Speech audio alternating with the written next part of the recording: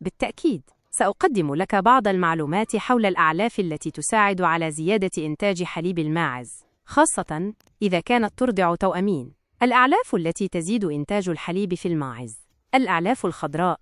تعتبر الأعشاب الطازجة والقش عالية الجودة هي الأساس في تغذية الماعز الحلوب، تساهم في زيادة إنتاج الحليب وتحسين جودته. المحاصيل الحقلية مثل البرسيم والبرسيم الحجازي والفصفصة، غنية بالبروتين والألياف مما يحفز إنتاج الحليب. المركبات العلفية، وهي عبارة عن خلطات تحتوي على نسب متوازنة من البروتين والطاقة والمعادن والفيتامينات، وتضاف إلى العليقة الأساسية لتعويض أي نقص غذائي. الحبوب مثل الذرة والشعير والقمح توفر طاقة عالية للماعز، مما يساعدها على إنتاج كميات أكبر من الحليب.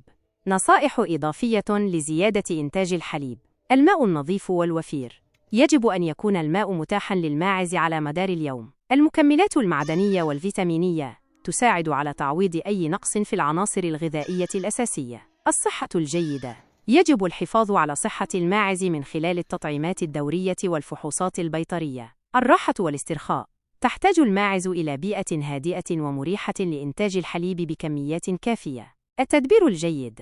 يجب أن يكون هناك نظام غذائي منتظم ومتوازن للماعز، مع مراعاة احتياجاتها في كل مرحلة من مراحل الإنتاج. نصائح خاصة لماعز التربيع: زيادة كمية العلف. نظراً لاحتياج التوائم لكمية أكبر من الحليب، يجب زيادة كمية العلف المقدمة للأم. تركيز على البروتين. يجب التركيز على الأعلاف الغنية بالبروتين مثل البرسيم والبرسيم الحجازي لتلبية احتياجات النمو السريع للتوائم. المتابعة الدورية. يجب مراقبة وزن التوائم ونموها بشكل دوري للتأكد من حصولهما على التغذية الكافية. ملاحظة هامة: الاستشارة البيطرية. قبل إجراء أي تغييرات في نظام التغذية، يجب استشارة طبيب بيطري متخصص في تغذية الأغنام والماعز. التدرج في التغيير. يجب تغيير النظام الغذائي تدريجياً لتجنب أي اضطرابات هضمية لدى الماعز. للحصول على معلومات أكثر تفصيلاً، يمكنك الرجوع إلى المصادر التالية: مزارع الأبحاث الزراعية. تقدم هذه المزارع نصائح وتوصيات حول تغذية الماعز. الكتب والمجلات المتخصصة في تربية الأغنام والماعز. تحتوي هذه المصادر على معلومات قيمة حول تغذية الماعز وإنتاج الحليب.